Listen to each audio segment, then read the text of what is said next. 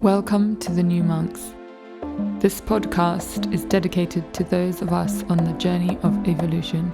Through these episodes, we will dive into the lives of individual people and discover what they have learnt and how they have handled their growth. We believe that we all have wisdom to be shared with each other and can learn from listening to each other's stories. Please subscribe to our YouTube channel and Apple Podcasts, Spotify. If you feel like leaving us a review and sharing the love, that would be greatly appreciated. So this is just a heads up because, there's a lot of information that is coming to light at the moment, and through these episodes, each person is going to share a different side of that for them. Now, this isn't to say that every single thing that is shared here is going to be 100% accurate. It's just not where we are right now. It's just not the case of the unraveling and the disclosures that are being revealed to us. Obviously, things are always changing, and in one moment something can be so real and so true, and the next moment is completely shifted and changed into something else. This is the journey of evolution. This is the journey of ascension that we are going through right now. So this is just an invitation that your discernment is really, really important. As always, as usual, please take what resonates and leave the rest. Thank you. Hi, and welcome back to the New Monks podcast. I am Jane Muller, and today I am talking to a young gentleman called Alec Zeck. If you haven't already, definitely check him out online, where he has been deleted so many times. He's always sharing super insightful and inspiring information. In this episode, we really speak on the health industry and how he came to understand the lies and the deceits from a previous experience that he had with his wife and his mum. Very personal experience of coming into healing and recognizing what was truly going on with, constantly giving drugs and looking to the experts, and then finding healing actually in another kind of place. And we also speak on the conversations that are taking place now and the intention behind our words and our purpose. And then finally, we really touch on this book he's been reading at the moment, The Law of One, which really gives us an all-encompassing understanding of the idea of darkness and light and why things are the way that they are in this way, which I think is super insightful and important to understand and anchor in so that we can allow that to shift and change our lives in a really tangible way. So I hope you enjoyed this episode, and definitely check out all he's been doing and will continue to do, because he's creating waves. Thank you so much, Alec, for being here and for being open to share your story. How I begin normally is just to take a few deep breaths in and out.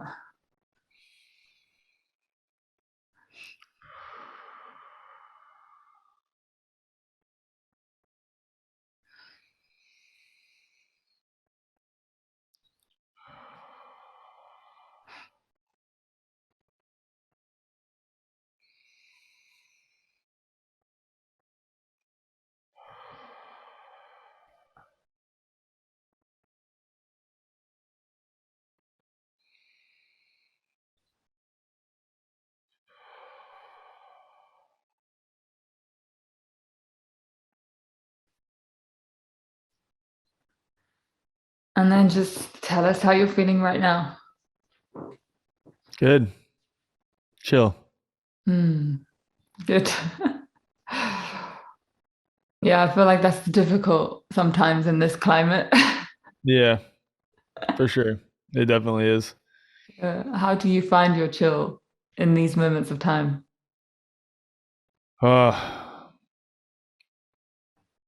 This is a good question, because the answer is through meditation. And what I'm really coming to understand lately is meditation is not just an act that you're sitting and you have to sit in a certain position at a certain time for a certain set amount of time doing a certain thing, trying to eliminate thoughts from flowing into your mind. That's like an oxymoron in and of itself. It's not possible to do that, right?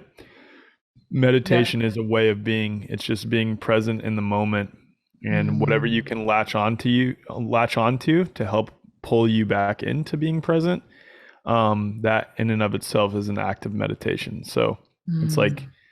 people shame themselves for not meditating for a certain amount of time. Oh, I didn't sit down in the lotus position and meditate for 30 minutes, or I missed a Kundalini yoga class, or I didn't do Qigong today. And it's like, obviously, those are all great tools, and I use Qigong. But if you are shaming yourself for for missing those things or not doing it correctly, then you're missing the entire point of meditation. So Mm-hmm. it's I find my chill by just finding the present moment. Mm. I love that. It's so true. And sometimes there's this misunderstanding there, that the practice is actually supposed to be taken out of the practice. Hmm.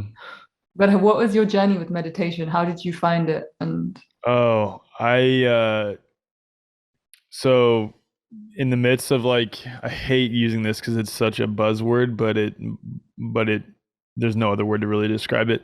In the midst of healing a lot of my childhood trauma that I experienced when I was younger, um, meditation was given to me by, and I had, to be clear, I had done like Wim Hof meditations before, which is more so just like breathing techniques, right? And it yeah, wasn't very intentional. It was just that I had friends who said, "Wow, dude, I feel high after like doing this," and I would, do the Wim Hof method. But when I learned the purpose of meditation, uh, it was given to me by the coach that I was working with at the time, to heal my childhood trauma, and it was uh, just to help set the intention for the day and to free not free your mind, because your mind will always have thoughts. It's to free your attachment to any of the emotions that arise within you, and mm. your attachment to identifying with Mm. them,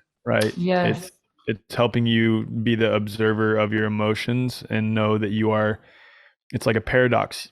If we are all things, like, and we are, one individuated manifestation of source, then technically, yes, we are our emotions, but it's also that like you are fundamentally not your emotions as well, yeah, because you are pure love and awareness yes, manifested in a unique form. So it's like that weird yes. paradox, but that's when that was given to me.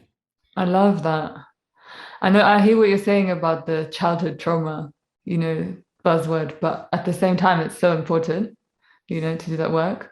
But how did you stumble into that? And, when was it that it came to you? And Yeah, I had to, because I had no other choice, because I had already come across the tool that is holistic health, right? And then this is, I'll summarize this piece as quickly as I can. Two people that I love dearly were perpetually ill. One for the psychiatric side of things, and then one for autoimmune, sort of inflammation side of things. And they're perpetually ill within the allopathic system, and getting worse. And we're told by experts, by medical doctors, that they would be this way forever, that they were just going to always have to try new drugs. And their health kept getting worse and worse and worse. And then by chance, my mom started seeing a therapist who was reading a book called A Mind of Your Own by Dr. Kelly Brogan.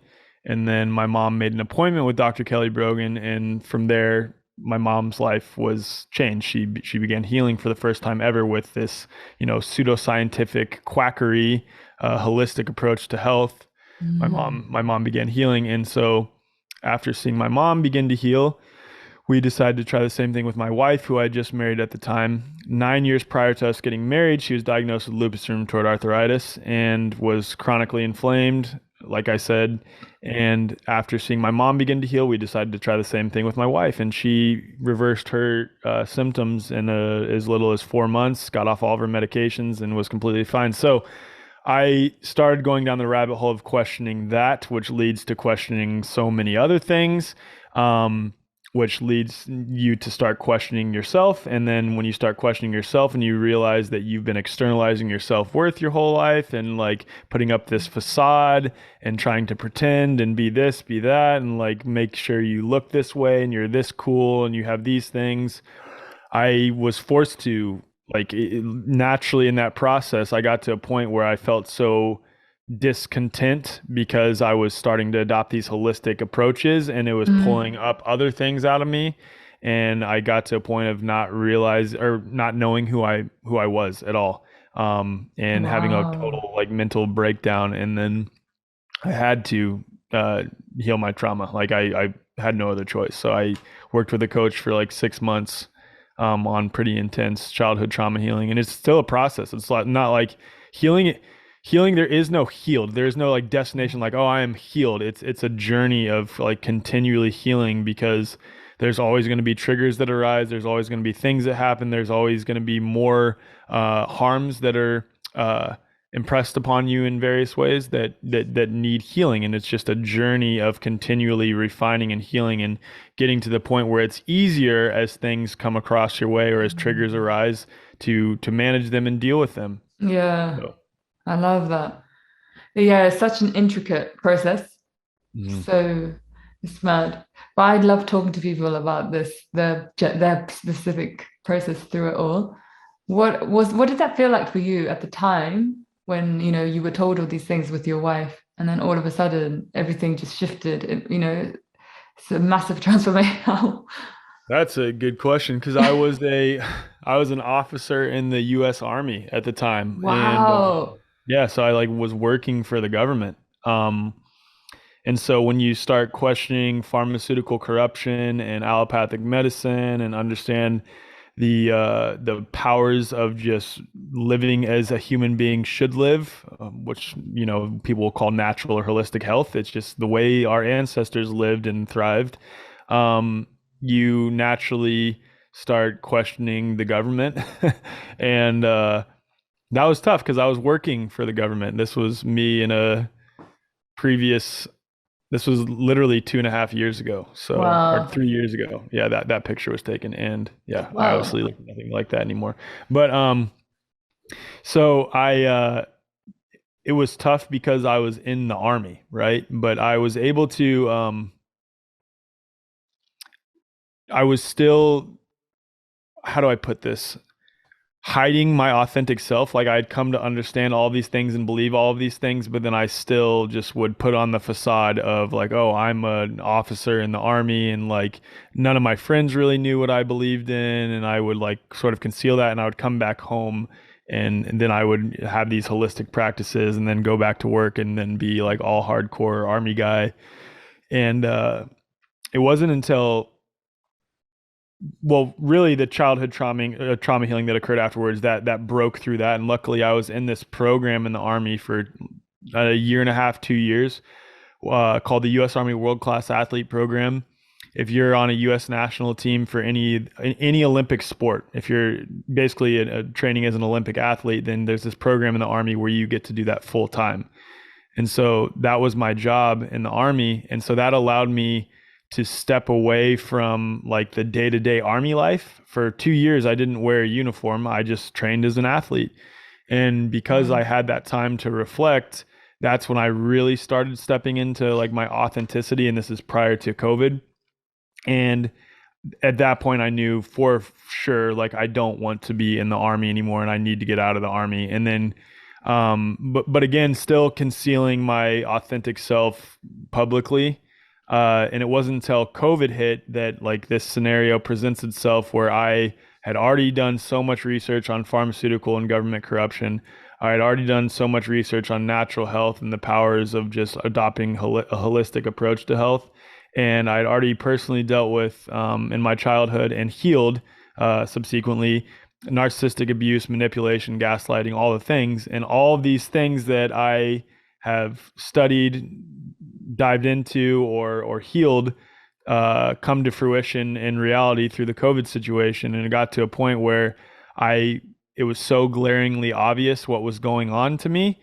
I even made a video February 29th, 2020, before any talk of lockdown before any of those things started happening, where I said this situation will no doubt be used for mandatory vaccines for all people. And Wow. yeah, yeah, and I just knew that that's what was going to happen, and I knew that what this Wow. situation was. So got to a point where I could no longer conceal my authentic self, even though I was still in the army and it'd be very risky to start speaking out. I began speaking because I had to. I had no other choice. Like I knew it in my soul that I had to start speaking on what was going on. It's funny because I don't need to play the video. I can send it to you afterwards, but there's me in the video with my cleanly shaven face. Look like I'm like 10 years younger than right now, but that was February 29th, 2020, and I said that this is going to be used for mandatory vaccines for all people, and that's before lockdowns, masks, any of it. So I knew it was coming. Yeah.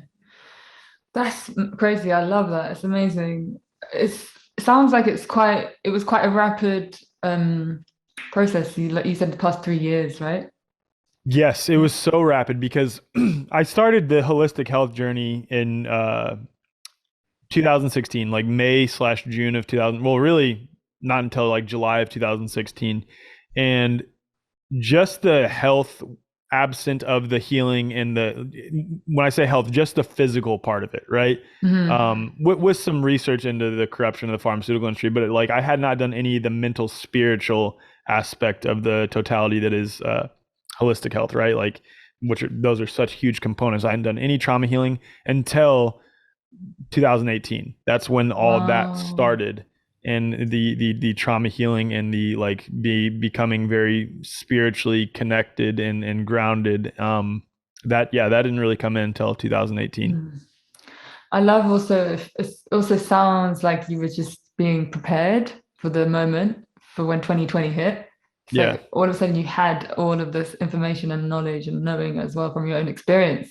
That's Yeah. just the most important part, you know?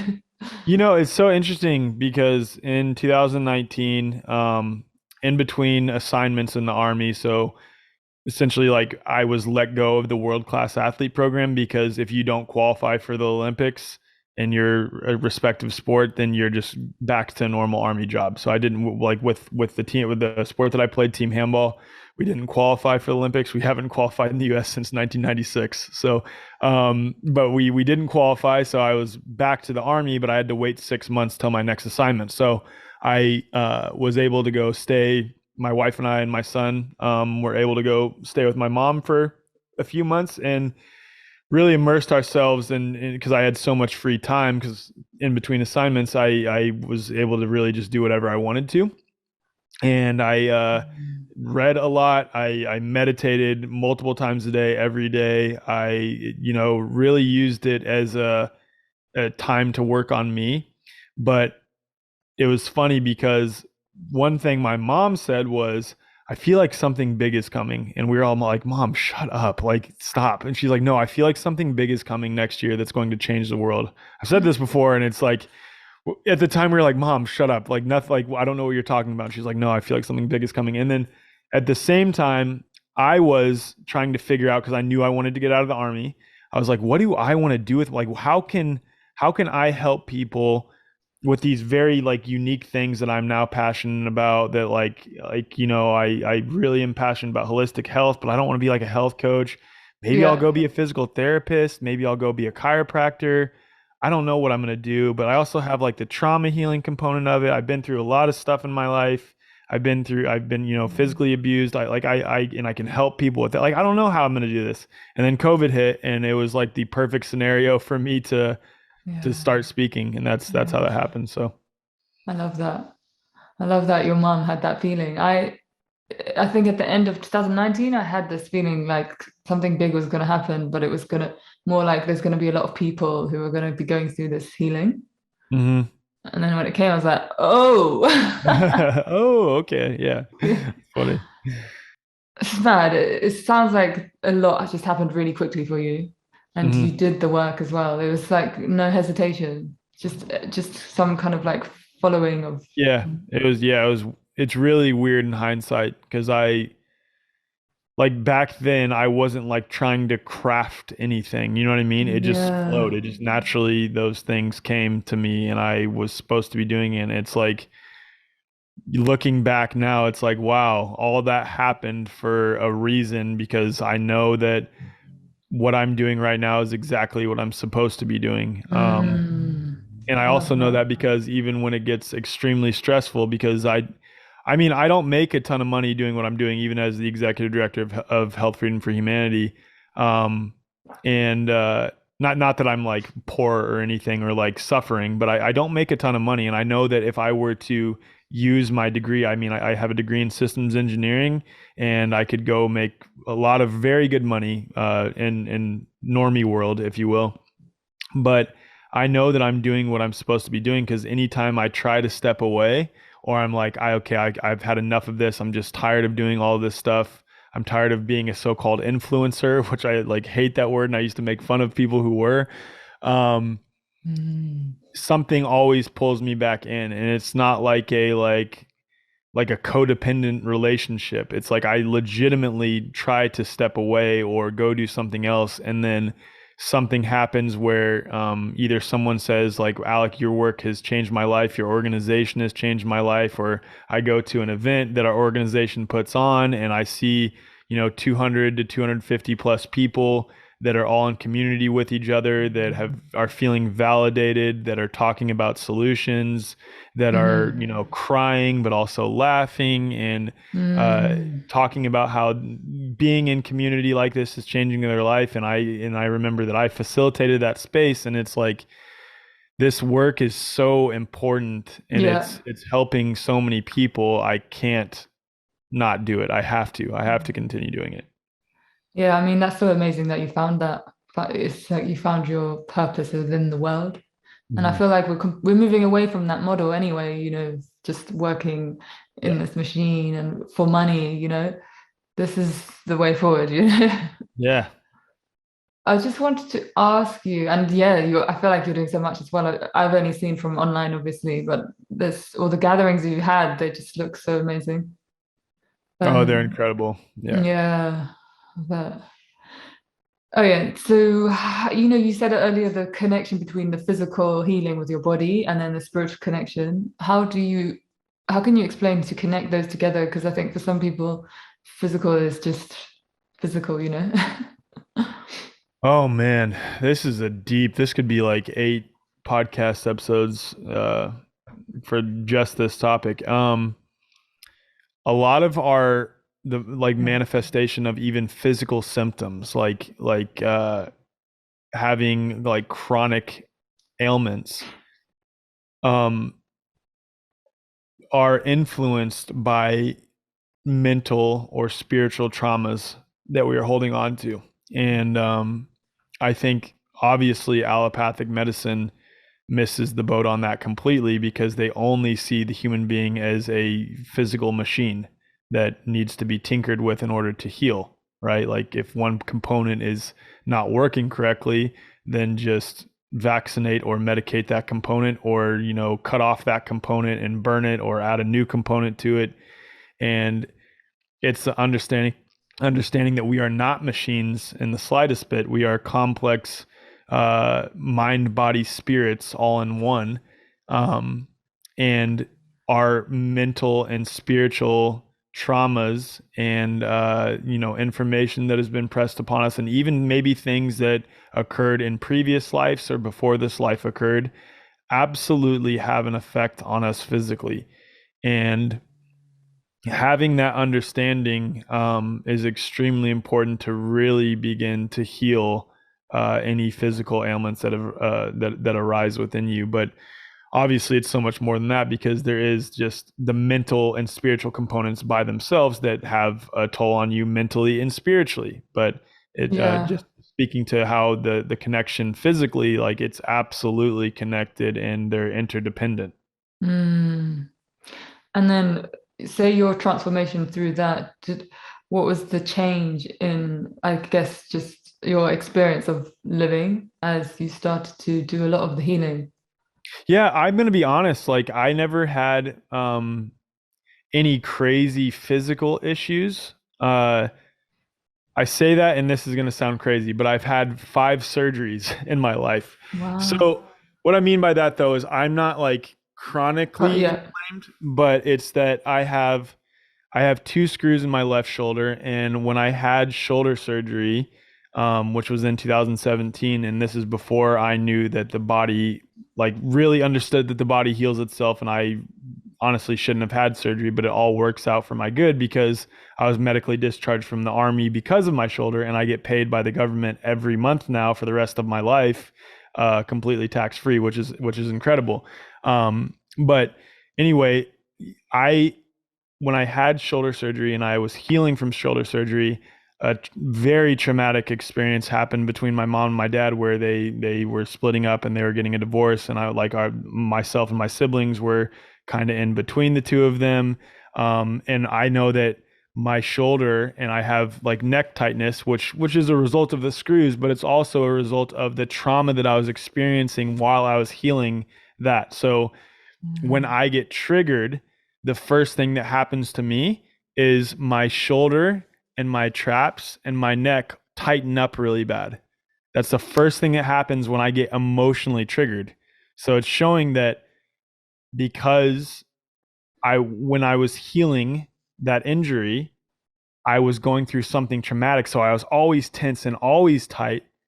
Anytime now that I go through something traumatic or have a trigger that happens, the first thing that happens to me, and your body keeps score, your body remembers, is that my Yeah. shoulder, my neck, and my trap all tighten up immediately. So I Yeah. know that, and this is something that like it's a continual healing process, that there's something there that still needs to be healed from that experience. Yeah. Yeah, totally.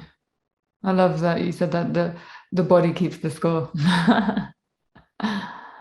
Yeah. And also I love what you said about past lives that Hmm. carries through in your body. Because I feel like now it's a thing where it's like it's just like, yeah, that's real, you know? Yeah.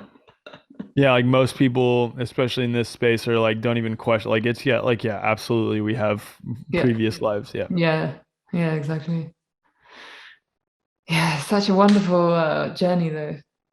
How did you finally manage to bite the bullet and just, you said you were living these two different realities. I feel like that can be quite common when you Oh my first, God, yeah. you know?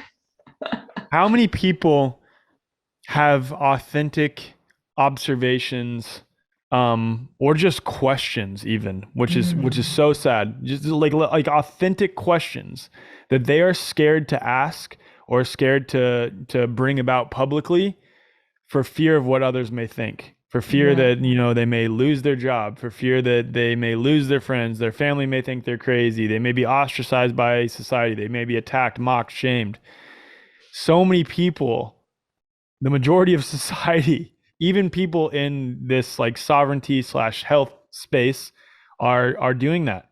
Yeah. And I Yeah. I think it was when I was got so deep into my childhood trauma healing, and like I said earlier, had that experience of I don't know who I am, is when I finally got to my breaking point of like now I can be who I authentically am because I don't know who I am, Mm. if that makes sense. And it's like at that point I began to allow myself to express as I authentically am and my authentic perceptions. Yeah.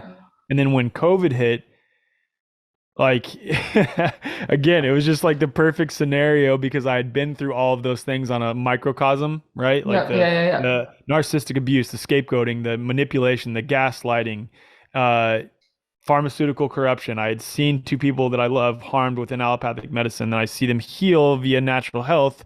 I see natural health now in 2020 being demonized. Oh, these crazy anti-vaxxers, anti-maskers, blah, blah, blah. I had seen it all. And I had these authentic perceptions, and I had already, like I said, began to step into that authenticity, but hadn't had there wasn't a like experience to push me over the edge fully into my authentic expression.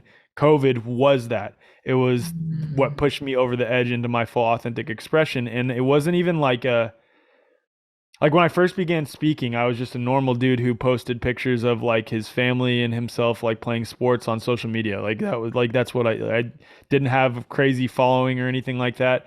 And when I first began to post, The first post I made was about pharmaceutical corruption with some statistics. And I Was this lost in, like, go ahead. was that in 2020? Yep, it was in 2020. So Okay. that video I made February 29th, I never released. I actually hadn't released that until 2021. Because Wow. I forgot I made it and I was going through old videos on my phone and I saw this and I was like, what the hell is this? And I pulled it up. I was like, oh my God, I said this February Wow. 29th. But I didn't start Wow. posting on social media or speaking out until May of 2020. Yeah. And when I did though, I lost like 600 followers, which would have been, some of my friends or acquaintances, Yes. pretty instantaneously.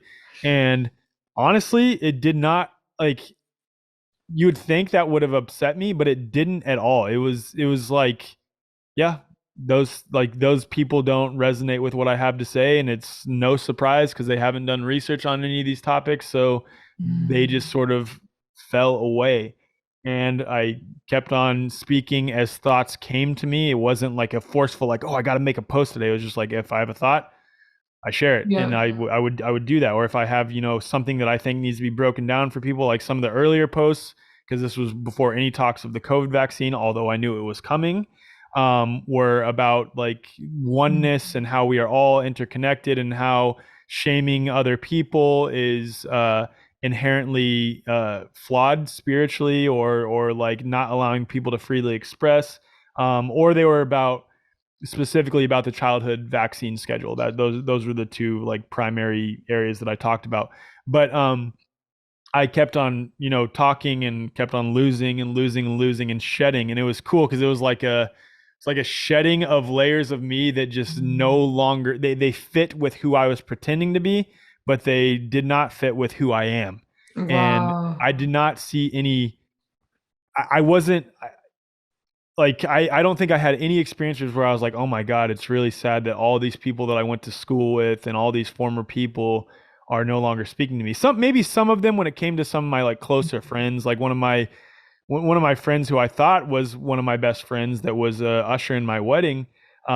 He posted on his Instagram when he saw that I was making posts. He passive aggressively posted on his story a painting in downtown Denver that said, "We're all in this together," and then he put a subtext underneath that, except for anti-vaccine conspiracy theorists. And I was just like, okay, I see where you're at. But for the most part, I saw it as a shedding of what I was pretending to be. It was like just more aspects of that just going away. And I was stepping into this authenticity.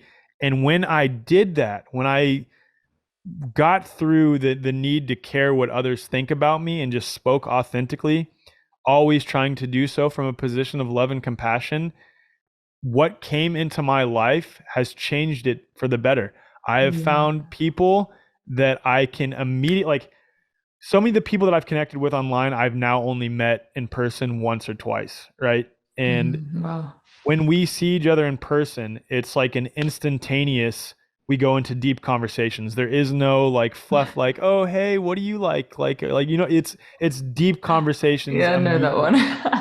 And it's been incredible because now I have friends who are authentic and are holding space for others to express as they choose, even if we disagree on many things, but they are authentically expressing themselves. And it's Mm. you resonate and you find each other, and it's been incredible. Mm. I love this. I love your perspective and the way you've described it.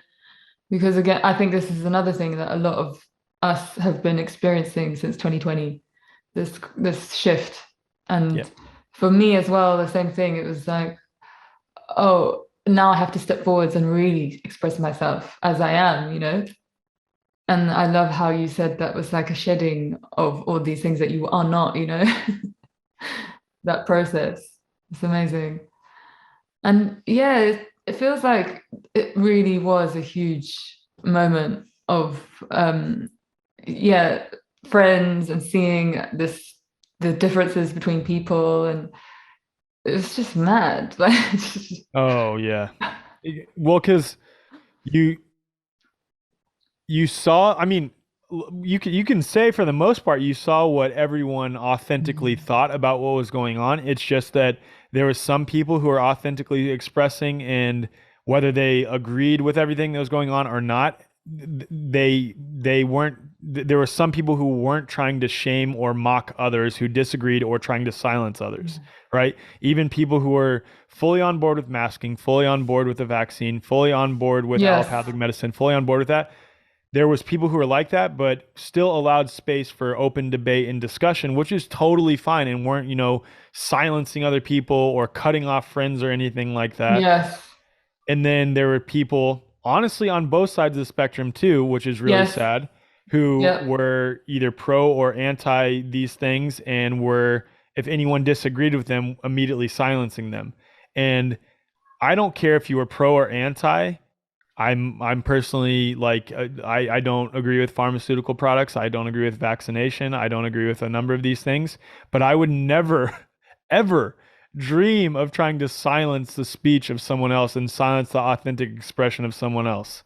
Mm. That is that is antithetical to what I believe spiritually, in that we are all individual aspects of the creator authentically expressing, right? Hmm. And in order for the creator to more fully experience itself and expand spiritually, this constant spiral upward back towards the light, we need those authentic expressions that are diametrically opposed to each other. We should never cut Wow, off I love anyone who that. thinks differently than us. Ever. Yeah. We should never venture to do that, because we are fundamentally cutting off an aspect of ourself if we are all connected. Mm. I love that. I guess, like you said, though, it works both ways, right? Yeah, it does. Yeah. Yeah. I think this is just a huge moment for all of us, coming through this birth canal. That's what I feel like it is. But I like that that's how you said that you stepped over to the other side. It's just finding your authenticity. And Yeah. also where you say, who am I? You know, almost like these other things were layering on top of you, all these society, conditioning and all this other stuff, that's just like, hang on a minute, is that really who I am? Mm, And then to get to who you really are, it's like a breaking away, of all of yeah. this. Yeah, so cool. Yeah. Actually, I remember a post that you posted, maybe it was like in this last summer, and it was just really touched me. I was like, whoa, it was a story, I think it was about your mom. And it was like a Mm, few little on the carousel, a few pages long. And it just made so much sense to me. And I feel like it also just how you can come to this conclusion that where you are right now because of this experience that you had, you yeah. know?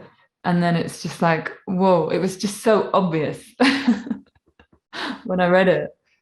And I guess I have a similar experience with my going to healing with my body, right?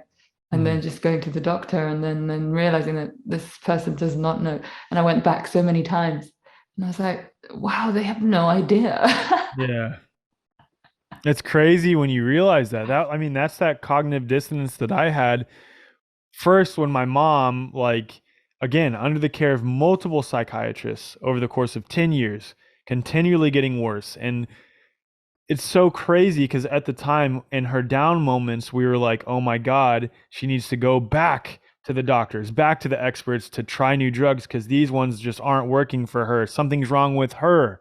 And then in her up moments, we were like, oh, thank God the drugs are working finally. Like the drugs are working. These doctors have really helped her out this time. And now looking back in hindsight, especially when she stepped away from that completely and adopted this very simple holistic approach, which was, treat food as a source of medicine and nutrition. And if you treat food that way and are very intentional about what you eat, you can be well. Be mindful, heal your trauma, don't suppress it, feel your emotions, meditate, ground. Very simple things, like very, very simple things. And for Yeah. 10 years it was all these complexities of, oh, this channel doesn't interact with that, her like voltage gated calcium channel, like all these things, right? Like very complex. And it's like she steps away from all of that and all these sciencey terms, all the things, into something that is very, very simple and begins healing. I had this state of like, holy shit, is it really that easy? And then my wife does the same thing and I'm like, oh my God, like all of these experts that it's not like I held them on a pedestal before. I just never really thought about it. I was just like, doctors know best. Doctors are the experts. They go to medical school. They go to secondary, third, fourth schooling for these specific subjects. So they know better than anyone else. Wait, hold on. They're Yes. wrong? Like, Yeah. it's these people who are being ostracized, mocked, and shamed and called conspiracy theorists and that are, so-called pseudoscientific quacks that are just adopting this very holistic, natural approach to health that is very simple. Those are the ones that are right. Like, it was so crazy to me to come to that realization. It was nuts. Yeah. That I like the what you said, the cognitive dissonance. Exactly. And it's the condition that I think we all have. The doctors and everything, they're the experts. And again, it's like outsourcing our own intelligence. Yeah, exactly. It's outsourcing our own intelligence, critical thinking, and then like looking back, like I said, like it was so obvious what was happening because her health was getting worse and worse each time she would go back. Wow. So obvious, but at the time, because I was so conditioned, my family was so conditioned, we were like, oh, it's her that's the issue. It's the drugs that like aren't working with her body, and the doctors are not wrong. They just need to try her on new drug. Like, it's so crazy that that's what I was conditioned to think. Because looking back, it's so obvious. It was the Yeah. drugs that were messing her up, and the doctors were so sure that it was something else, but it was very obviously the drugs. It's actually very similar to right now. I Yes. just interviewed two anonymous nurses and one anonymous nurse practitioner from various parts of the United States. Yeah, And I just saw that one. yeah, and what they described Yeah. seeing in 2021 specifically, after the rollout of these products, and it's not that they were even looking for it, it's that, okay, these products rolled out, and after these products rolled out and people start receiving them in mass, they see a large uptick in neurological conditions, blood clots, strokes, heart issues, and people who are otherwise healthy and young dropping dead suddenly. And they had intellectual curiosity. They were able to critically think and say, I keep on seeing this happening. These products just rolled out. These people that are coming in, I check their chart, and sure enough, they've had 2, 3 doses of this product. Strange. Maybe we should look at this product. And everyone else around them is like, no, no, no, it can't possibly be that. There's no way it could be. And just like those doctors who were prescribing my mom benzodiazepines and SSRIs continually were taught to refer back to them as the solution, the default solution, those things could never possibly be the issue, then they're not going to look at that as a possible source of the problem, even if it's slapping them in the face, even if it's so blatantly obvious that that thing is Mhm. the issue. They will never look at that thing because they've been taught fundamentally that that thing is what is helping people, just like Yeah. when it comes to this product. Yeah. Allopathic doctors and nurses and other healthcare workers have been taught that this product is what is saving people. This product is life saving. It's safe and Yeah. effective, safe and effective, safe and effective. So even if Saves it's lives. obvious to us that it's like, okay, this product rolled out, people are getting way more sick, more than usual, more than in 2020, they would never look at it because they've been taught to accept that it is the solution and they Hmm. don't think otherwise. It's like a blind spot. How are you handling this? I feel like, yeah, what happened with your experience, and to have that, like you say, it gives you a perspective that you can see things, I guess, in a kind of different way. And this is just how, I guess, the unraveling of what's taking place right now. Everyone's on different, you know, awareness stages. So, yeah, how do you navigate this terrain? Ah, I like that word, terrain. But how do I navigate this terrain? I'm not gonna lie, like 2022 specifically, and I have like there's a lot of personal stuff going on with some family members.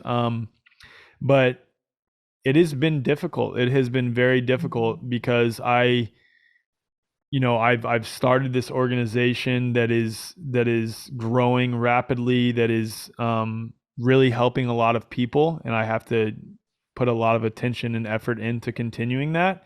Yeah.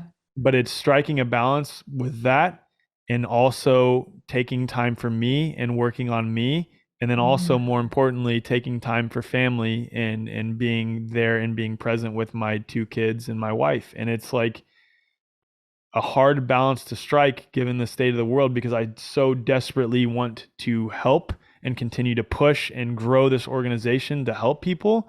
But if I've said this before, and it's like in many ways, I need to really learn to follow my own advice.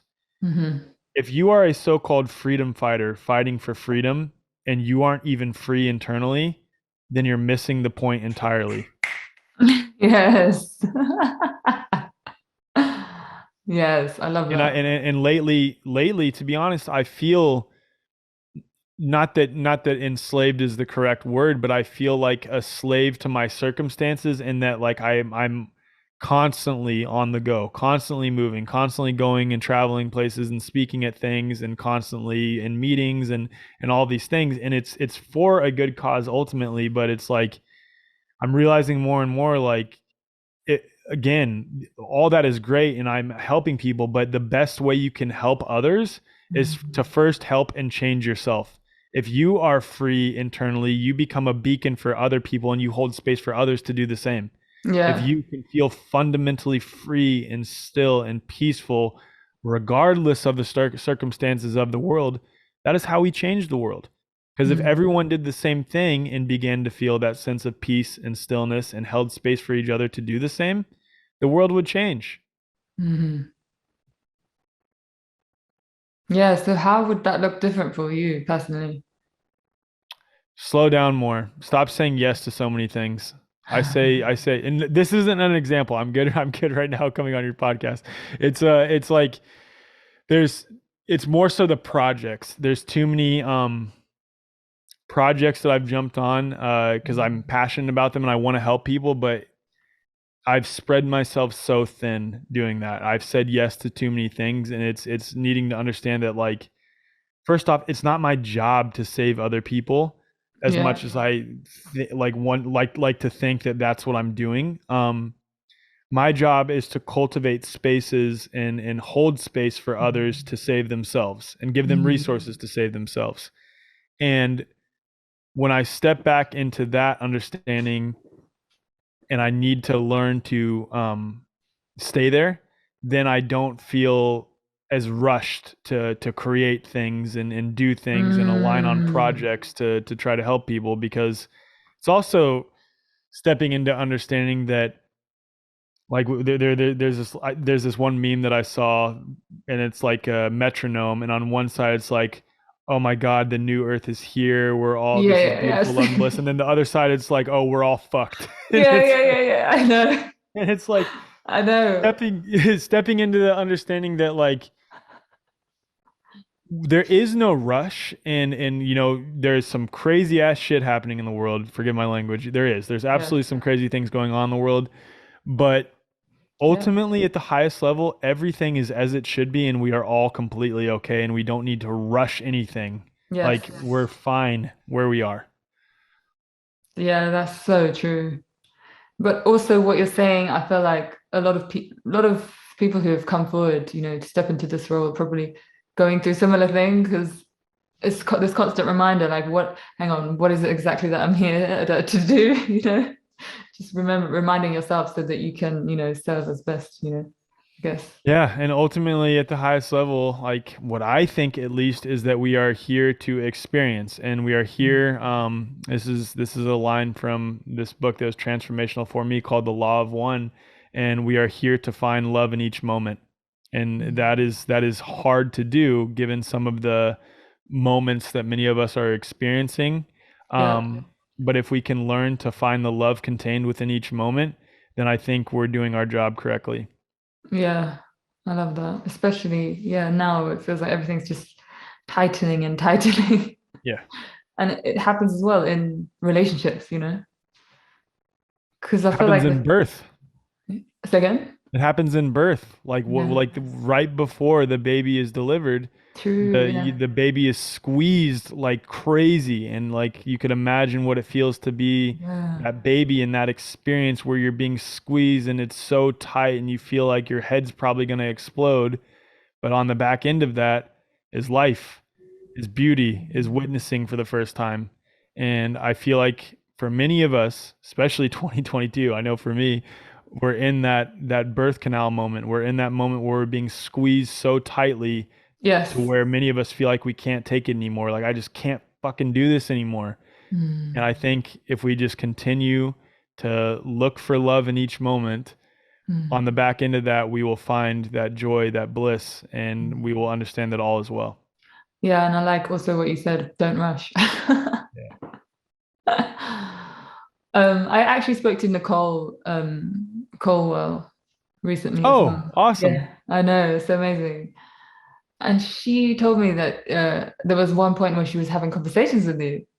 Mhm. And I was just like, wow, that's so amazing. I love that you just took the time to, open that dialogue. Yeah. And, you know, I could sit here and say it was like all me, like, oh, I was open and like there's this person, but it was reciprocated. It was that Mm. I was bringing my energy in of openness, of curiosity, of holding space for people with opposing views. And Yeah, she matched that energy. yeah. And she was one of the first doctors that I'd come across that have matched that energy so well. And she was open, she was curious. She thought I was batshit crazy, but Oh, but she was still willing to hear what I had to say. And so we established a rapport amongst each other and had a dialogue, started a dialogue, and started talking about some of the things going on. And I shared my authentic perspective, and she listened. And it's cool because she said that that experience helped lead her to her current understanding of what's yeah, going on. yeah, yeah, yeah. Yeah, because she went or has been going through a big shift. Yeah. Can I make another point real quick too? Yeah. Because I had this experience yesterday. There's this friend of mine who uses his time on his social media account and elsewhere to shame and mock and call anyone who doesn't think the way that he does a clown and a shill. And it was interesting because that example with Nicole and then another example that I had with another doctor are the two examples that I bring up that if we are adopting the same tactics as, I hate using the term sides, but as the other side, if we're shaming, mocking, cutting off speech, if we're calling anyone who disagrees with us or it doesn't see the same as us a clown or a shill, or say that they're, controlled opposition, while acknowledging there's real elements of controlled opposition, but that's, Yeah, yeah. yeah. Obviously there's real elements of controlled opposition, but the point is, if like anyone who disagrees with you or thinks differently than you're shaming them, you're calling a clown, you're trying to tear them down. What are you doing? Who are you reaching? Whose lives are you helping? Are you validating the other people who are just as angry as you and making them more perpetually angry and making them more and more double down on their position and closed off to conversation? Yeah. Is that helpful to the world? No. And then further, when it comes to people who may be on the fence and are starting to question, or people who are on the far end of the spectrum, when they see you behaving that way, they're going to hop back off of that fence and go the other way, or they're Mm. going to double down on their position. It helps no one to do that. Yes. If we're shaming anyone or mocking anyone for their authentic perspective, even if they're shaming us, who gives a shit? If you're solid in your perspective and you're sure that your way works for you, it doesn't matter what people say about your perspective. It shouldn't matter. So it's really disheartening to see people in this movement, whatever this movement is, whatever it's called, sovereignty, health, freedom. I don't know, but this movement, this space that we're all in, shaming and mocking other people. Yeah, I know what you mean. It's like the same template of, do you know what I mean? It's just Yes. repurposing it in Yeah. different spaces. It's like, hang on, I don't think that's the point. No. But how do you, because I feel like this whole dynamic between people in the relationships has really brought about loads of different things have been rising to the surface to be seen. Yeah. And yeah, how do you think is the way that I guess it's like we should be having these conversations, you know. And I don't like that word should either, because everything is as it is, and you know. Yeah. But Um, yeah, so your question is like, how should we be communicating with others? yeah, I from mean, all these different perspectives, and no matter yeah, where you stand. openly, like curiosity. Like Yeah, I even see people in this space, who call themselves so-called free thinkers and like to think of themselves as open. Okay, let's have a conversation about the shape of the earth. Oh no, are you serious? You fell for that? You fell for that conspiracy theory? You really think the earth is flat? And it's like, dude, I just have questions. Like my observations and experiences tell me, like, if I were to be plopped on this earth right now without any preconceived notions or ideas, I would probably think it's flat. And that's just an example. Like I personally, Alec Zeck, this is me speaking now, not in a hypothetical or theoretical situation. I don't know what the shape of the earth is, and I like to be openly curious about and open about I don't know. And sitting yeah, in the I don't know is a good position to be in, yeah, because it allows you to continue to be open and want to learn and hear perspectives on all sides of the spectrum, right? yeah, It's when you become so dogmatic and entrenched in one position and you start self-identifying with it, that you become defensive of anything that comes against that position. Those aren't the people that I like to associate with. I like to associate people who are open and, like I'm talking, are able to sit and listen and have in-depth conversations about a number of things that most of society would never venture to question. yeah, The more we can be open and curious and not self-identify and just I guess if anything, identify with continual experiencing, observation, and perceiving, yeah. that's a good position to be in. Yeah, definitely. And I don't know. I feel that deeply just because I feel like so much of what we know this world and this reality to be is completely upside down and a lie and backward. So how can we know, all of a sudden be so certain? It's like Yeah. everything is up for questioning right now. Like every Yes. And that's okay. We should yeah, be. Like we absolutely should be questioning everything. And yeah, it's on the flip side of that, it's not that like people will take that and say, "Oh, everything that they've taught us is a lie." It's like, no, that's absolute thinking, and that's not what I mean by questioning. It's that, yeah, is it a lie? Is this individual thing a lie, or is yeah, it the truth? Like, yeah, let's explore it. yeah. That's being open. Yeah, I love that. And I feel like it's really asking us to heighten our discernment. That's what's. Individual discernment, not Yeah. impressed upon by other people. Yeah. Yeah. And then that also opens this censorship door because I just feel like I was thinking about this the other day, and I feel like the whole censorship idea is that like I have to control someone else's perception. But actually, Yeah, why can't I control my own perception? Give me all the information and I can decide. exactly, exactly. And that I mean, it's happened to you. censorship, I laugh at now because it's so obvious, especially as someone who's been censored so many times on so many platforms. It's so obvious, that they're not censoring information in our best interests whatsoever. They're doing it under the guise of, oh, we're protecting you from harmful information that could harm your health. It's that they're censoring one side, because if people did have the full spectrum of available information, they would easily be able to say that, ah, I see why this side is cut off. I see why, because this side actually offers a viable solution and shows so many inconsistencies with the other side's perspective. That's why censorship happens. And another point on censorship, and I said this last night to one of my friends, is it's pretty interesting how amongst the health freedom space, and maybe this is venturing into a conversation about controlled op that I don't necessarily want to open that door, but let's just post some thoughts here. The accounts that are very large that they allow to stay up, for the most part, are ones that are belligerent, hostile, attacking, calling out the other side, even calling for death of the other side in many situations, and are fully entrenched in one side of the political spectrum or one ideology. Mhm. It's really interesting how those are the accounts that are allowed to stay up, but the accounts that are open and questioning, coming from a position of love and compassion, are simply just asking questions from a Mhm. perspective that is non-political, non-religious, just open curiosity. those are the accounts that are deleted. Yeah. And it's fully to reinforce the narrative that anyone who questions what's going on is a super far right leaning QAnon Trump supporting conspiracy theorist.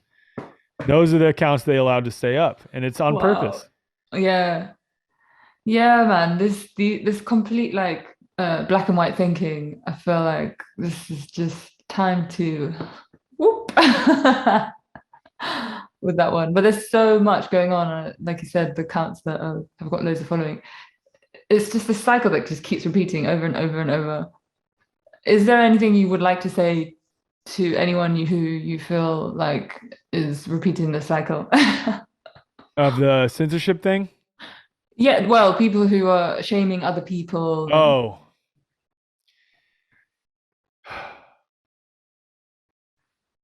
I think the best thing to say is that maybe you need to step back and reflect on what is your intention by approaching the world this way. What do you hope to gain by doing this? What do you hope to see changed by doing this? Are your actions meeting that end goal? Is your behavior reflective of what you actually want to see? Because I would argue that most of us, pretty much all of us, whether we know it or not, even, people who are fully accepting of everything going on, if you get down to it, they want to see a more loving world, a more connected world, a healthier world. yeah, that's And true. are your actions leading to those things? If Mm. not, then maybe it's time to reassess the way you're approaching the world and maybe find something within you that needs to be healed, which is causing you to act that way, which is okay. But when you're projecting it onto others, that's when it's not okay. And it's maybe time to reassess your approach to the world. Mm. Love that. Thanks. I feel like that also comes back to what you said about how to find the freedom within yourself. That's the best thing that you can do. Yeah. Yeah. So, do you want to talk about some of the things that you're doing? Health, freedom for humanity. Yeah, we can briefly. Yeah. So our organization's mission statement is to educate, empower, and unite people from all walks of life under one common purpose, and that is the reclamation and defense of health freedom. And health freedom we define in two ways, actually. One is the right to choose what is best for your own health without coercion or force, which is the obvious one. But then, Yeah. second, it's the right to know and access what produces and maintains mind, body, spirit wellness. So, that second definition of what health freedom is, and we're educating, empowering, and uniting people for that, is based on our orientation towards solutions. So we're wanting to educate and empower people with solutions on how to be well in mind, body, and in spirit. Mm. And so we have chapters in 22 states and in 3 countries, and we're growing as fast as we can. We're really run by 3 people behind the scenes, so a Wow. multinational organization that really is only run by 3 people. Obviously we're doing the best that we can, but yeah, our chapters are focused on doing exactly what our mission statement is, and it's really focusing on uniting people, so creating community locally of people who exist outside of any divisions politically, racially, religiously. It's just uniting people who are united in that one common shared purpose. Hmm.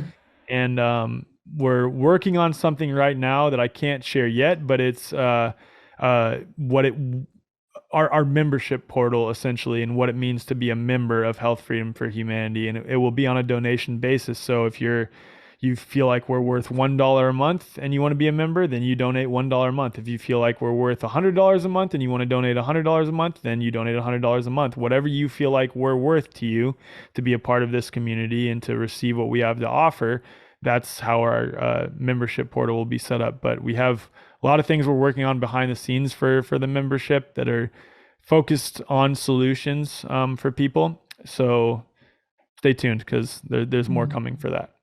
Awesome. And you have the podcast as well, right?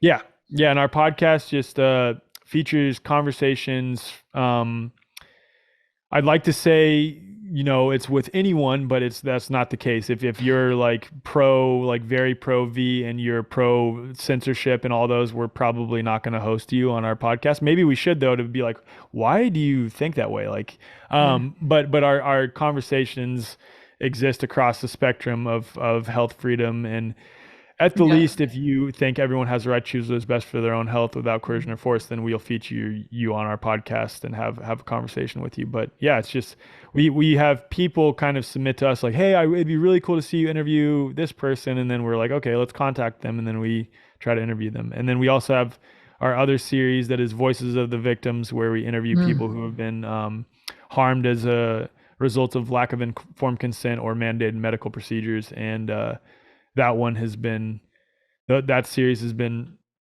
really eye-opening for some people. For me, it's been very depressing to conduct those interviews, Wow. because it's people who've been harmed predominantly lately by the COVID shot, or know someone who was killed by it. And it's the saddest thing, and this goes back to censorship and cutting off conversation, is that you ask these people, were you aware of Pfizer's criminal history? Were you aware of the difference between absolute risk reduction and relative risk reduction? Were you aware of the data surrounding COVID and the mortality rates for COVID? Were you aware of these peer-reviewed studies? Were you aware that Pfizer is not held liable for injury or death? And pretty much the answer to all of those questions for these people was no. They weren't aware of it, and they thought of us as conspiracy theorists, and now their eyes have been Yeah. opened. And it's really, really sad. Yeah, I mean, this is just what's happening right now. It is really sad, and I feel like this is the unraveling. What is your understanding of this process that is taking place right now? Because I feel like I said earlier, from what you've been through and also from what I've been through, there's like you can see things differently, but obviously not everybody has had that personal experience. Yeah, and it's I think at this point, the people who the people who are going to wake up, so to speak, have already woken up. And aside from this, I think the people that will be waking up will require an experience, and it may be a very harmful experience to them in order to see what is going on. And it's also having the compassion, again, to understand that, like for me, had I not had the experience I had with regards to health, maybe for you, had you not had the experience you had with regards to health, I don't know that I'd be able to see what's going on right now. I don't know that I wouldn't be completely blindly obedient and compliant to what's going on. I have no idea. And that's why I Yeah. have to have compassion for people who can't see, because they've been indoctrinated and propagandized with military grade propaganda for the past 2+ years. Yeah, And that's we so have to true. recognize that, and we have the ability to see through that, and thank God that we do, because we can help lead other people to turning back Mm. to themselves and their own discernment and intuition. Mm. So true. It's been so intense this past 2 years. Yeah. Yeah. And then overall, you mentioned about that book you're reading about the law of one, was it? Yeah, the Love One. I've read it now 3 times. Here's Wow. Yeah, there's all of them. Who is it by? That's a good question. So, Oh, yeah, no, you'll understand why I laughed a little bit. it's channels. Yes, it's a channeled material. Yeah, it's a Okay, channeled cool. material. So, and it's funny because I am very much the type of person that is typically turned off by something like that. Even as like spiritually grounded as I am now, I'm more of a person that is like spiritually grounded in the sense of like I'm here on the earth in this flesh, and I am in this limited capacity, or seemingly limited capacity, for a reason, to experience what it's like to be limited and finite, right? To Hmm. experience that. Um, while also recognizing that there are people who are, you know, for lack of a better term, wanting to escape this reality, and like Yeah. all they care about is like, oh, I just need to astral project. I need to remote view. I need to levitate. Like they want to be more than what they are, and that's okay. That's the path for some people. But for me, it's very much like grounded in the earth. But with that, this is a channeled material, so that's the exact opposite of what I just said about what typically I'm accustomed to, or I'm interested in when it comes to spirituality. But this material I began reading during the middle of my childhood trauma healing, and it was transformational for me. And what it poses is very simple. It's that um, everything in existence is a unique manifestation of the one creator, and that the purpose of this experience at the highest level is to grow the consciousness of, or the grow the broaden the experience of the one infinite creator. And this book more than ever explained evil and how evil works in a way that fits in with an all-loving creator, right? Because when I was a Christian, and then when I stepped away from Christianity, I, like, in both capacities, I could never wrap my head around how deep, dark evil could possibly exist with an all-loving creator that has created all things. I was like, that doesn't make any sense. Even, bring into account free will. Like, I'm like, it just doesn't make sense. But how it works according to the law of one is that there's a spectrum of consciousness and a spectrum of paths on this life. On one end is service to other. Yeah. On the other end is service to self. And then again, it's across a spectrum. What a service to other oriented person is doing is just that. They are serving other, and they are doing so recognizing, either consciously or subconsciously, that there is actually no other. So when you are serving other people, you are fundamentally serving an aspect of yourself. So you would never want to infringe upon or impose upon or commit harm to other people, because you recognize that you are ultimately doing that to yourself at the highest level. Mm-hmm. On the other end of the spectrum, the service to self path is that, okay, I am an aspect of God. And because I'm an aspect of God, I can do whatever I want to anyone else at the expense of them to serve me. Now, that is obviously very selfish, and that's how evil acts occur, and how people like Hitler existed, and people like some of the people we've had in our government in the United States have existed. I was just thinking that. And but ultimately, because we are all individuated aspects of the creator, they are still serving the creator in that capacity, albeit in a very limited capacity and at the expense of others. However, if we are all fundamentally aspects of the creator on that service to self path, you are still serving the creator by only serving yourself. Now, that path is a very dark path that accumulates lots of karmic debt, because you're harming and manipulating and gaslighting people and tricking them into doing something that may look like it's for their good, but when in reality it's really harming them, kind of like what's happening in the last 2 years. And but it's ultimately, at the highest level, you're still serving the creator because you're an aspect of the creator. And if you're only exclusively serving yourself, yes, it's harming other people, but you're serving the creator in that process, which is made sense of how evil exists in my mind. But one thing that the law of one poses is that people can advance spiritually through lifetimes on that dark path while also accumulating lots of karmic debt in the process. They can, yeah, but you have to be like, they actually pose figures, like numbers, on how much oriented towards service to self you have to be. You have to be 95% service to self, meaning that you are freaking manipulating half the world into receiving an experimental injection against their will, like when they usually wouldn't want to, or you're raping, pillaging, you're burning down, you're using everyone to your advantage for your own selfish gain. And it does accumulate lots of karmic debt, but that's how you advance on that path. Interesting though, and there's more, by the way, there's more to that, and I'm leaving out a lot of context because, I mean, you saw this is 5 books, so it's a lot. So, and on the opposite end of that though, and this is really striking to me, and it made a lot of sense, to advance on the service to other, or the positive path, you don't need 95% service to other. You need a minimum of 51% service to other, 49% service to self, which is balance. You're striking a Wow. balance between serving yourself and serving others.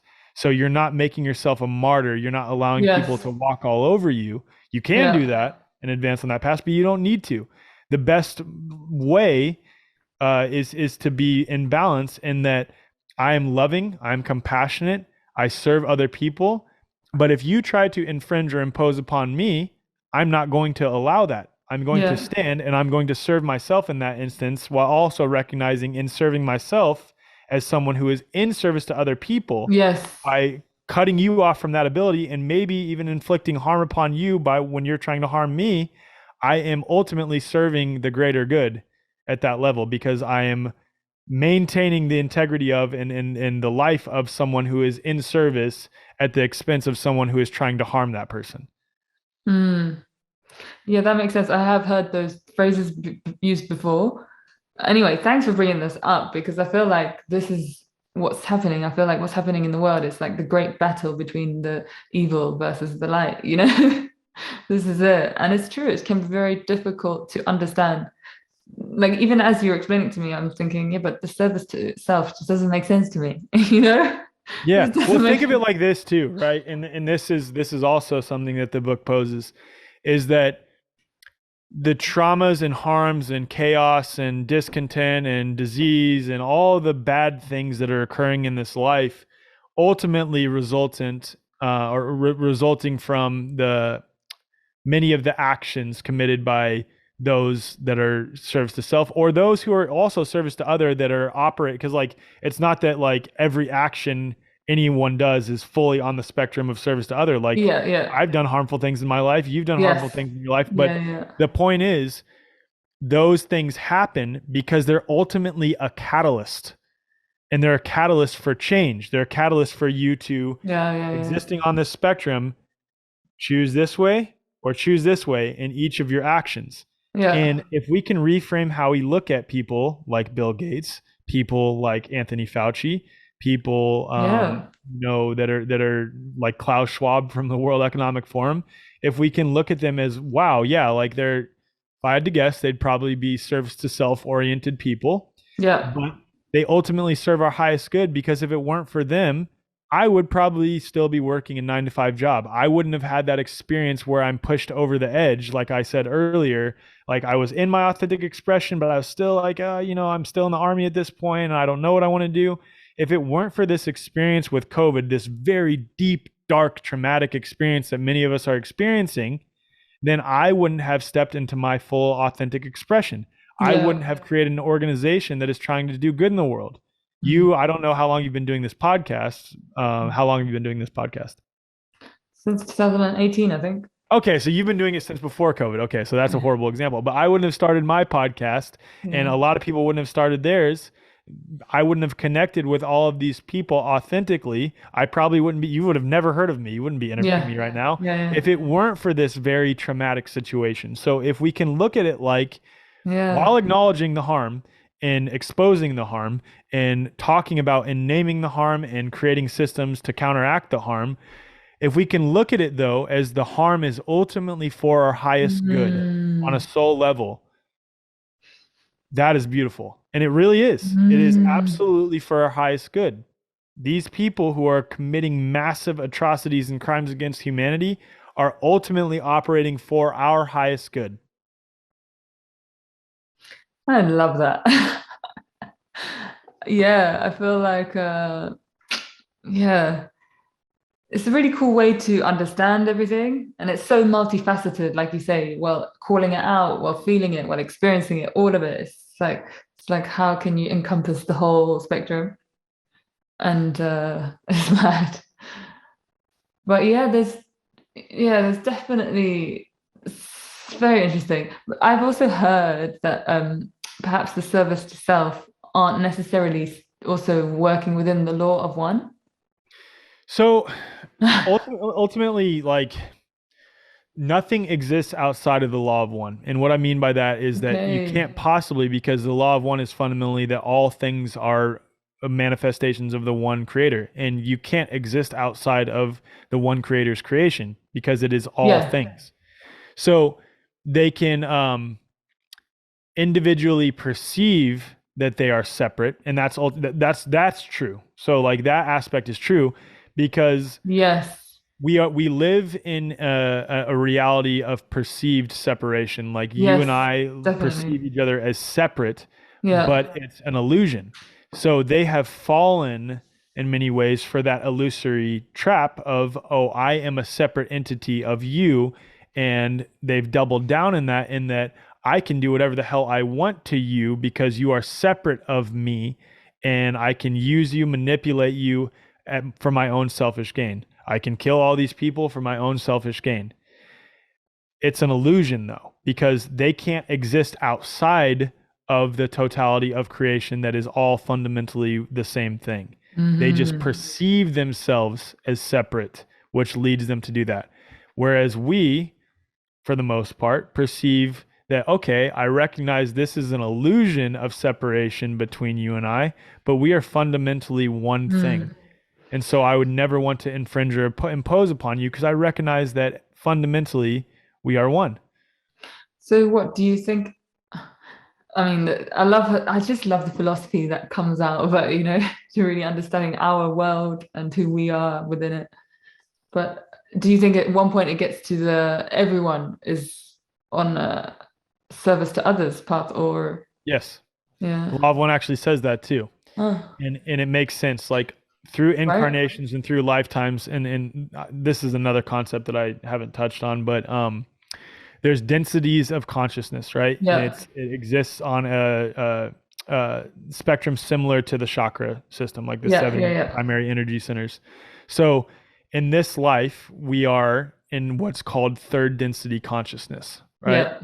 And this is the first density of consciousness where we are fully Mm. self-aware and that we undergo a forgetting process of who and what we are. Oof. And the forgetting, yeah, the forgetting process, That makes yeah, sense, right? yeah. And the purpose of that forgetting process is just what I said at the beginning. It's that in order for source, God, creator, consciousness to fully experience itself authentically, it needs to go underneath a veil and have this illusion of separation so that it can more authentically make choices. Because if we were to be born into this life fully remembering that we are all one and that this is entirely an illusion, no one would ever commit an act that goes against that or even have a thought that would go against the notion that we are all one. But Yeah, when we forget and we can make authentic choices, yeah, then we may make choices that are harmful. But yeah. ultimately, again, that plays into our highest good because the more it's doubled down through lifetimes and through years on harm, we're now have a situation like COVID that arises. And ultimately, like I said, it produces catalysts. And those catalysts Good word. produce change, and that change produces on both sides lots more positivity, love, and compassion at a Yeah, faster rate across on this side of the spectrum, but at the same time more darkness, more this, more that. But it's ultimately broadening the expansion yeah. of consciousness at the highest level. So that's why we undergo that forgetting process. But to answer your question on does everyone come back to service to other, yes, because as you evolve through lifetime. So in this one, we're learning the lesson to be learned here ultimately is a lesson of unconditional love on the positive path. That is a lesson to be learned in order to advance to what's called fourth density consciousness. And I don't remember specifically the lessons to be learned there, but at some point it's the balancing of love and wisdom. And you come to an understanding, even if you are on the negative path, and this is an interesting point too, the more you're polarized one direction or the other, the easier it is, the more capacity you have to make an instantaneous switch to the other side. So even if you're a very, very loving person, that means you've probably understood the depths of the darker aspects as well, because you're pushing against that, right? Yeah. Then you could if you wanted to, by your own choices, or maybe something happens to you, flip into a very, very, very dark individual. And on the flip side, the other way is the same. If you're a very, very, very, very dark individual, you have the capacity to understand, because you're having to manipulate and gaslight and control the people who are very loving, and you have to understand their inner faculties very well. You could also make the switch instantaneously to be on the positive. But so the point is, as we evolve through lifetimes, we people who are on that dark path, and this is over the course of millions and millions and millions and millions of years, people who are on that dark path eventually come to the realization that, like, the easiest way to balance love, and they're operating from a position of love for their own self at the expense of others, Yeah. balance love and wisdom is, okay, I'm accumulating massive amounts of karmic debt every time I incarnate in lifetimes, because now they're past the veil of forgetting. They remember who and what they are, but they're on that negative path. And as they continue to balance love and wisdom, they're like, I can't keep doing this fucking karmic debt thing. Like, every time I'm like serving myself at the expense of others, I'm accumulating karmic debt, and I have to go through healing processes that are really hard on my body energetically. It makes it easier for me to just be in line with love and compassion. So then they eventually come over to the path of service to other. So interesting. I feel like it also supports the idea of, we need experiences. We need that experience to be able to grow and to learn and evolve. Otherwise, Yep. that's how it happens. That's how it happens, Yeah. But the other thing I find interesting as well is that sometimes the darkness and the service to self, we can fall into the fear of being afraid of them. You know what I mean? And I feel like that's definitely a huge thing that's been taking place right now. It So, is, but this is another piece of it too. And this, so so in order, like I said, the people who are on the far end of the spectrum and are like fully service to self, right? They are acutely aware of how we operate, and they are acutely aware of how to manipulate people. And they are acutely aware that if they are imposing upon directly and forcing anything upon anyone, that they are accumulating massive amounts of karmic debt, which they want to avoid, because that lengthens their time in between lifetimes that they require healing. You could say in many ways it's probably what religious texts describe as hell or purgatory, that they don't go there forever. It's not like an eternal thing, but it's like they require healing. And for anyone who's done trauma healing, like, damn, that is some dark ass shit. Like, when I was doing my childhood trauma healing, that was some of the darker times in my life. So it's the same for them. They have to wrestle with and deal with and heal the millions of people that they just killed in that lifetime, or whatever else, right? And when they're forcing it upon people, when they're forcing people against their will to do those things, they accumulate more karmic debt. So with that, they manipulate people, they gaslight people, they trick people into accepting something that is extremely harmful by their own free will. yes. That's how they alleviate karmic debt on their side, while also harming millions of people in the process for their own selfish gain, polarizing them further on the dark path. So with that, though, that plays into our advantage, because if we are aware of that, we understand that they require our consent. They require us to say yes, or to not outwardly express no in order for them to do what they do to us. So if we're aware that they operate that way, and we set firm boundaries of like, nope, I'm not playing your fucking game, then there's not much that they can do to us. Now, will they sometimes force? Yes, but they want to avoid forcing, because again, it accumulates massive amounts of karmic debt. And an easier way for them to continue to polarize on a negative path is that they're manipulating us, they're gaslighting us, they're tricking us into being afraid. The other thing, though, too, is that they play off of our energetic fear and our energetic yes. And what I mean by that is, they have so many of us so focused on them, because they continue to double down on ridiculous shit over and over again, to where people like us are like, how the fuck can people not see it by now? Like, this is so crazy. Like, they're doing this now. Like, this is what we're doing? Are you serious? This makes no sense. That plays into their advantage too, because ultimately we're focusing more attention on that which perpetuates it and creates it. The energetic. Yes. Yes, but here's the thing. The flip side of that is to ignore everything they're doing and pretend that the darkness doesn't exist. That's not helpful either, because that allows darkness to creep in and fester. It's the balance of, okay, I acknowledge that y'all are doing some crazy ass shit. I want no part in it. I think it's crazy. I'm going to go over here and build and create and express love to counteract what you're doing and make what you're doing obsolete eventually. It's the acknowledgement, so you're not pretending it doesn't exist, but it's also not the acknowledgement with, oh my God, I'm hyper focused. This is the only thing that I can talk about and think about, which means that you're manifesting and creating it. It's that balanced perspective in between that helps it dissolve. Wow, I love this explanation. It's so great. Framework to see everything and why and how it's playing out. And that's what you said, the free will, right? That is the free will. Everything is on consent. But Yes. sometimes you might not realize it. So it's coming into this recognition. Hang on a minute. This is my life, you know? Yeah. And will they make it challenging to assert your free will choice for Yes. these things? Absolutely. But ultimately, you still have it. Yes. Again, because they are acutely aware that they cannot infringe upon your free will without accumulating massive amounts of karmic debt in doing so. Yeah. So if you recognize that, you have full choice over your own life. And perfect example of that is when it comes to any of the COVID measures that are going on, right?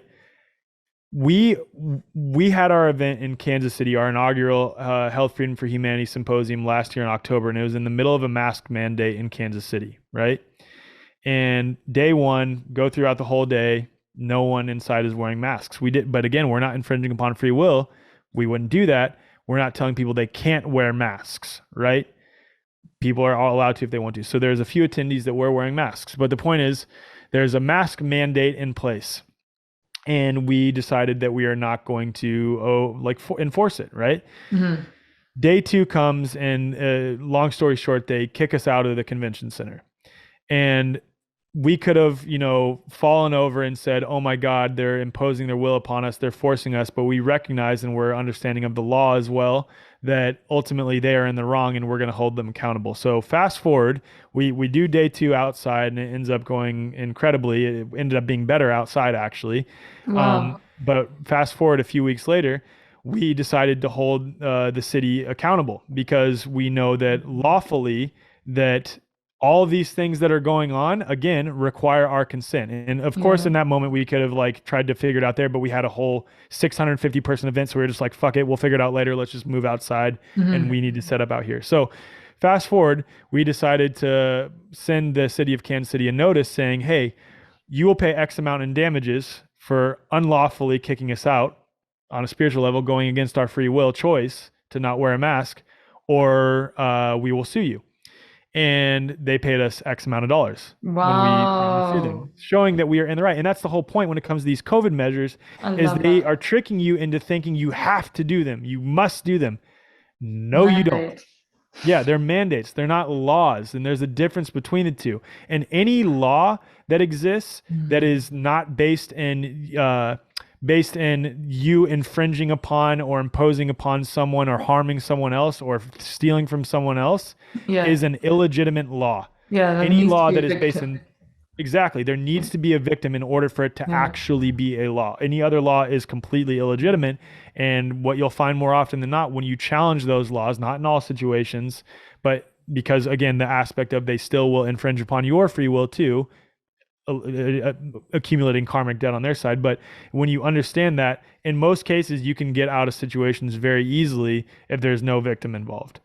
And that's the case with this COVID thing. Like, the one exception to that, and this is an important point, is when it comes to airlines. The reason you have to wear a mask on an airline, and a lot of people don't realize this, is because when you purchase a flight, you check a box saying that you consent. You agree that you will follow all orders given by the airlines. You There's so sign that many. box. Yeah, there's Yeah, so you many of check those that. boxes. Yeah, you check that box and you say, I will wear a mask. That is Yeah. you consenting, saying that you are giving away your free will choice, that you will do it. That is why on airlines you have to do it and there's nothing you can do about it. Mm-hmm. So that's how it plays into what's going on with COVID and like how it plays into the broader aspects spiritually. Yes, I love it. Yeah, this is a similar understanding that I've come to now as well. And it's the whole path of, sovereignty, right? Yep. And that's it. It's just like the catalyst. I love that word you use. This is the catalyst for us to really just, step out of these like broken systems, and into this unconditional love as well. But like so much of what you said is, what are we portraying out? What message are we sending when we're shaming people? Da, da, da, da, da. Are we even embodying that ourselves? If that's where Yeah. we want to go, how do we get, Yeah, and this it's crazy, but it's a psychological war, I feel like this Mm. is so how do you come to see these things that are taking place? And because even from the service to self beings, it's very easy to fall into despair and just get, Yeah, and like to say that I never get scared is ridiculous. Absolutely, there's sometimes I'm Mm. like, holy shit! Like especially now with the food shortages that are supposedly coming. Like Mm. that's going to be a very real thing, which is again, you have a free will choice to grow your own food, which is Yeah. like people ask me what I would do in order to fully disconnect from the system, and I don't have all the answers and I won't pretend to, Yeah. but I know one thing that if you're growing your own food, you will be self-sufficient and there's nothing that they can throw at you that will actually Mm. be harmful in the real sense. So and again, that's your free will choice to either grow or not grow food. So I highly recommend people start doing that. Even if you live in an apartment and you only have a balcony or you have a small room, you can get grow lights. There's so many solutions you can do, and I actually recommend listening to our recent Health Freedom for Humanity podcast episode with Brian Meisenbacher. He's a like soil ecologist and he helps people grow food no matter their living situation. So that's a pretty powerful episode. But um yeah, so when it comes to like my mental faculties and handling what's going on in the world right now, yeah, I fall into fear quite a bit, just as any other human being does. And it's important to experience and feel those authentic feelings of Mm. fears and the what ifs. But you always have to fall back to that everything is as it should be, and you are okay right now, here in the present moment. And life is a string of present moments. And if we can conquer, I don't even like using conquer, if we can be in each present moment and fully be in that moment and live moment by moment, everything is well. Because, like, ultimately, that's the other piece too. Like I said, they understand that we manifest our own reality, which is why they continually do the most outlandish shit and have us focusing on it because we perpetuate it. So, if we, Yeah. like I said, can acknowledge those fears associated with the possible scenarios that exist in the future, but then align our thoughts, feelings, and act and take Mm. deliberate action towards something we want to create, Yes. that's how we counteract it. And ultimately, the individual power to manifest our own reality is so much greater than we've been conditioned to believe, that Mhm. even if the world goes to shit, we can create a scenario where we are so focused on solutions and so focused on love and so Mm. in the present moment, where if the world is fucking burning, we can create a utopia where we are in our individual situations with ourselves and our family and our loved ones.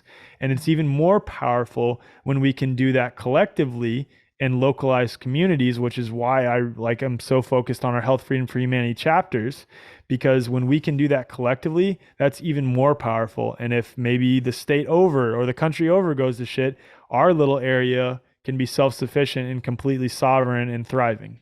I love it. Yeah, totally. What, yeah. Is there anything you would like to share about anyone who might be going through this unraveling process or something to help people to see the depths of these intricacies and cycles and games that are being played? Um, Honestly, No, I think I've said like so much like during this. I think it just refer back to that. And ultimately, I guess the last thing that I will say is a lot of people use this in a cliche sense, and this is really the truth. Um, all the answers really do lie within yourself. Mhm. And it's not that they're like, yes, there is like the Akashic records that you can tap into if you like get really good at meditating, all those things. Like, of course, that's there. What I mean by that though is a lot of people miss the boat on what that actually means. They think that like they should cut off the world and stop listening to what anyone else says and they only need to Yes. just go within themselves. That's not what we're saying here. Yeah. We're saying that when you are acutely in tune with your observations, experiences, your perceptions, your senses, you're taking on information from both sides. When you reconnect with yourself and you're taking all of that in and you come across a problem, you will know the correct path to take. Mm. That is what we mean by the answers lie within you. Mm. It's not cutting off anything like in the exterior, it's taking in all of the things and being acutely aware that you have the individual ability to discern what is best for your own self. And if you follow your intuition in that process after reconnecting with it, it will never lead you astray. That is what we mean by the answers lie within. Yeah, I love that. I think that's so important because I feel like we're getting to that stage now of being able to really utilize our discernment. And so it's very easy to just say, just cut everything off. No, I'm not gonna go listen to anyone else. Da, da, da. But is that really the point? No. Yeah, amazing. Um, so then I think I'll just end in this question that I like to ask everyone. What does freedom mean to you? It's a good question. I really want to feel into this one and not just like say what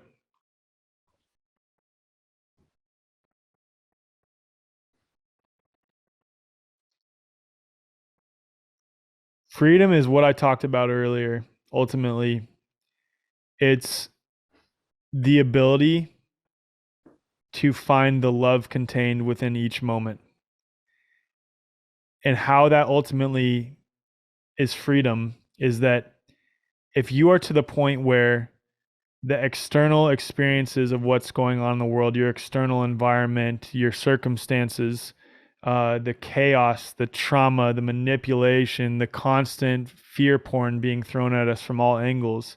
If you're to the point where you can allow that into your field, feel the feelings associated with it, but ultimately find how it is ultimately for your highest good and ultimately making you more entrenched in the position of love and compassion and Mm, authentically experience that through every moment, regardless of what's going on, then you are free because nothing mm, can knock you off from that.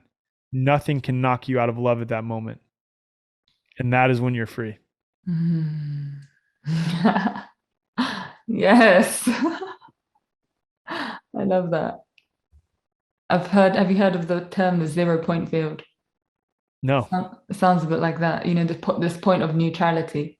Yeah. Yeah, Okay. Exactly. That. yeah. I can't believe I've never heard of that. I need to look that up after this. Yes, so good. I love it. Oh, amazing. Thank you so much. I feel like you shared so much here, and I really love the wider perspective because I think sometimes we forget to look at the broader I love picture. that you brought me there. You brought that out of me because I usually like, and it's good. The last like 16 podcasts I've been on, maybe more, have been someone interviewing me about virus isolation stuff, and it's like Yes. that's important. Yeah. But Yeah. this is so much more important. So thank you for Oh. drawing that out of me. Yeah, thank you. I do think it's really important to remind ourselves so that we know how to navigate this because it's chaotic. Yeah, it's cool Yeah. because like what you just did there is you brought out me reminding myself of like the overall importance of these things. Like Yeah. this was a very refreshing conversation. It was awesome. Oh, bless. Thank you. Thank you so much for sharing and for opening up. And it's so amazing to hear about your journey as well, because I've just seen you online and then to really get behind. Yeah, Thank you. bless. Thank you And so much for having me. yeah, and keep doing what you're doing. I will. I've like I said, I've tried to stop and I can't. So here I am. Amazing. Thank you so much.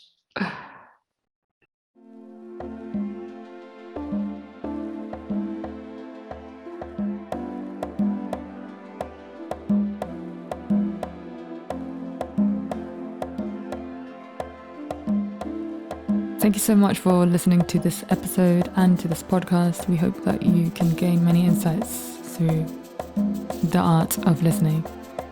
If you haven't already, we would love it if you can follow us on YouTube, on Instagram, and leave us a review on Apple Podcasts if that feels right for you. We've also just launched our first online course, Awakening 101. A Ninja's Guide to Navigating Your Spiritual Awakening, which is led by me and is offered via donation. So if you feel called to that, then please dive in. It's available via our website. Thank you.